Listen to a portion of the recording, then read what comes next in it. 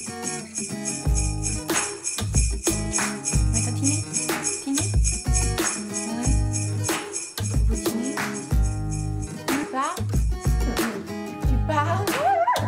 oui, hein? Oh. Bonjour tout le monde, c'est Anne Lemay, intervenante en comportement canin, encore une fois avec un beau chandail de Noël. Aujourd'hui, je voulais en premier lieu vous souhaiter la bonne année à tout le monde. Meilleurs vœux, bonne année, de la joie, du bonheur, de la santé à tout le monde. Aujourd'hui, notre sujet, c'est justement celui-ci. On parle... On parle on parle de la nouvelle année, donc les résolutions, les choses à penser pour puis tout. Aujourd'hui, je vous propose plusieurs résolutions à prendre pour votre chien. On prend souvent des résolutions pour nous, puis souvent elles sont peut-être trop difficiles, donc plus ou moins réalisables. Par contre, cette année, on va essayer de prendre un peu de résolutions pour nous et pour notre chien qui vont être faisable. Vous avez sûrement jamais vraiment pensé à prendre des résolutions pour votre chien. Par contre, surprenamment, c'est quelque chose qui peut vous aider autant avec votre pitou que pour vous, ça peut créer des nouvelles relations, des meilleures relations. En tout cas, on va voir ça ensemble, mais vous allez voir, une fois choisi vos résolutions, ça peut faire une belle différence.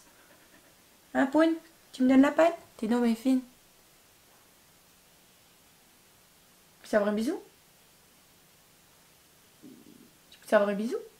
Yes. Jouer avec son chien à peu près 15 minutes par jour. C'est pas beaucoup, un petit 15 minutes, puis ça va lui faire plaisir. Ça va créer de meilleures relations, puis votre chien va être excité à l'idée de votre arrivée. Il va vous associer au jeu et à toute l'excitation qui vient avec. Donc, ça peut vraiment renforcer votre lien à vous et votre chien. Respectez le rendez-vous annuel chez le vétérinaire de votre chien.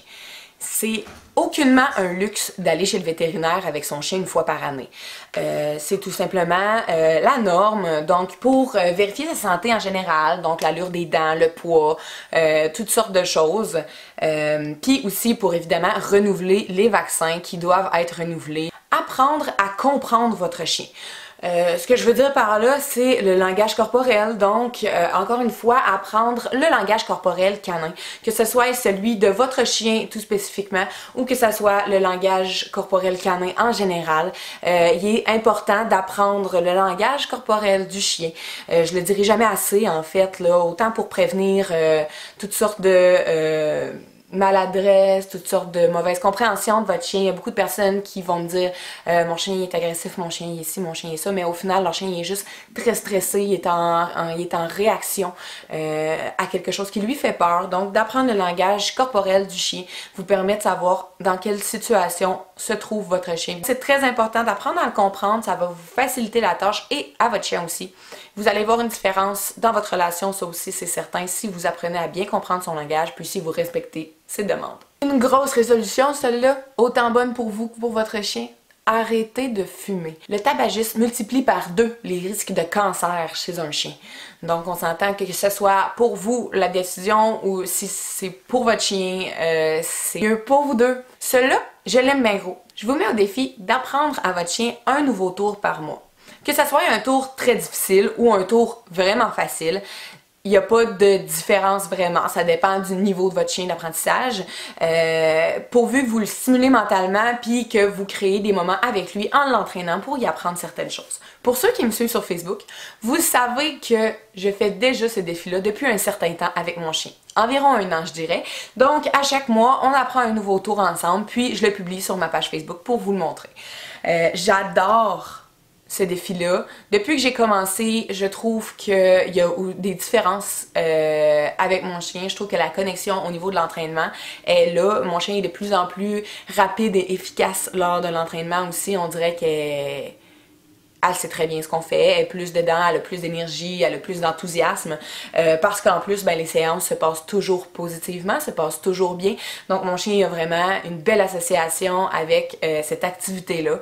Donc je vous conseille de faire de même, se décider à faire détartrer notre chien.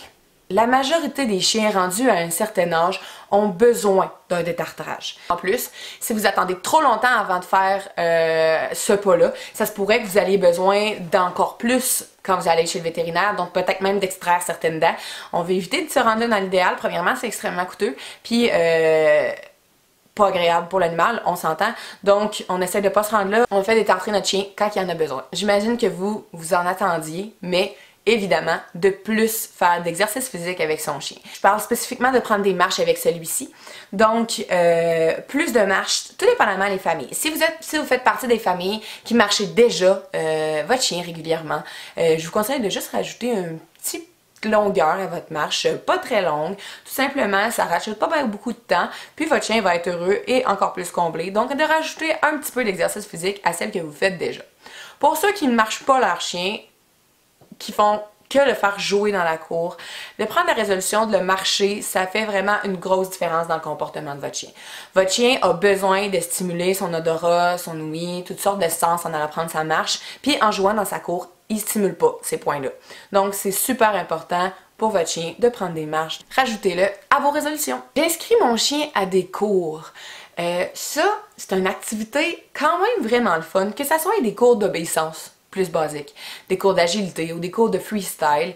C'est vraiment un moment particulier entre vous et le chien. Il y a beaucoup de mes clients, lors de cours, autant de groupes que privés, qu'au final, ils me remercient parce que ça les a obligés, entre guillemets, à sortir avec leur chien, à faire une activité, à tisser de meilleurs liens. Donc, faire le cours, s'inscrire dans quelque chose fait vraiment une belle grosse différence. Donc pour ceux qui sont en Rouen, si ça vous intéresse, j'en donne, évidemment. Sinon, à l'extérieur, il y en a plusieurs, j'en suis certaine, tout dépendamment si vous êtes à l'extérieur de l'Abitibi. Il y en a plusieurs, donc faites vos recherches, trouvez votre intervenant en comportement canin ou votre prof d'agilité ou quoi que ce soit. Prenez des cours avec votre pitou cette année, donnez-vous ce défi-là, puis vous allez voir, vous allez vraiment aimer ça, j'en suis certaine. Enfin, réglez les problèmes de comportement de votre chien qui vous dérangent au quotidien. Je dirais que la majorité de mes clients, quand je vais à des thérapies comportementales, me disent souvent que ça fait longtemps que leur chien a des problèmes de comportement. Ça arrive régulièrement que c'est un problème qui traîne depuis un certain temps. Attendez pas d'être au pied du mur, d'être découragé, de plus avoir d'énergie envers votre chien, de moins l'apprécier, même à ce point-là, il y en a. Attendez pas ça, c'est trop long. Réagissez tout de suite, aidez votre chien tout de suite, puis aidez-vous à le gérer. Ça va vraiment faire une différence. Puis surtout, une punition, ça sert pas à grand-chose. Donc, évitez de punir votre chien. Punir, c'est pas mal dans le vide. Donc, dites-vous que si vous faites quelque chose depuis 3-4 ans pour essayer de régler son problème, vous n'avez pas changé de méthode, ça fonctionne pas, ben il serait peut-être temps d'essayer autre chose. Puis, autant vous pouvez essayer des choses par vous-même que vous pouvez consulter si vous en avez besoin, t'sais. Mais si vous voyez que ça fait un certain temps que vous essayez quelque chose puis que ça n'avance pas, ça n'avancera pas si vous changez rien. Donc, il est temps de changer les choses et de régler les problèmes de comportement de votre chien. Et le tout dernier, enrichir mentalement votre chien. Donc, pour ceux qui me suivent sur YouTube ou sur Facebook, vous savez que je suis une fan de l'enrichissement. Donc, je vais vous mettre un lien en haut pour aller voir ma vidéo sur les enrichissements, pour ceux qui ne l'ont pas encore vu, pour essayer de comprendre un peu de quoi il s'agit. Mais de faire travailler mentalement votre chien va faire une immense différence dans sa vie. Puis, dans la vôtre, ça n'en fera pas tant. Faire un enrichissement, ça prend 2 secondes. Moi, chez nous, j'ai des copes de glaçons gelés. Je mets ça dans son coin. Ah ouais, l'enrichissement il est fait, ça prend même pas 2 secondes. Ça change rien à ma routine à moi, mais ça change beaucoup à la routine de mon chien. Donc, enrichir votre chien fait une grosse différence. C'est une des résolutions que vous avez. Je vois pas la raison pour laquelle vous la choisirez pas, parce que même monétairement, il y a moyen de faire ça homemade, que ça coûte pas cher. Donc, ça peut ne pas être cher, ça prend pas de temps, puis c'est merveilleux pour votre chien. Donc, il y a des bonnes raisons. Il y a encore plus de bonnes raisons que ça. Si vous voulez les savoir, allez voir mon vidéo sur les enrichissements. Vous allez voir, ça fait une belle différence.